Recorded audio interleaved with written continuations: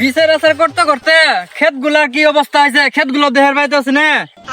এই বেটা চুদু ছাতি কই মাথার উপরে ধর আমার। চেয়ারম্যান সাহেব, আমার নাম তো চদু না, আমার নাম মধু। চাতে ধরতেছে, আমার উপরে আই বলছি। চলেন চলেন।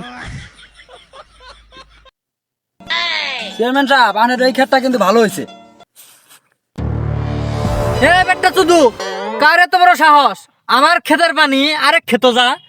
আহা চেয়ারম্যান সাহেব, আমার নাম তো চদু না, আমার নাম হলো মধু। আরে হইলো এটা আমার ক্ষেতের পানি আরেকজনের ক্ষেতে কি এর জন্য যাবো।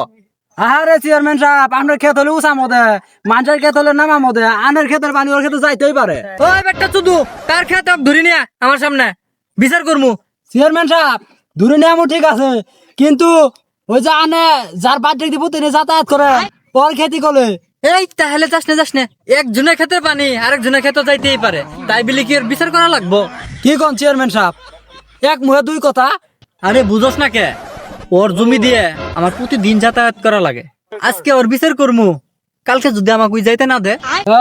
পেলাত বললে চেয়ারম্যানের সোজা হয়। হ্যাঁ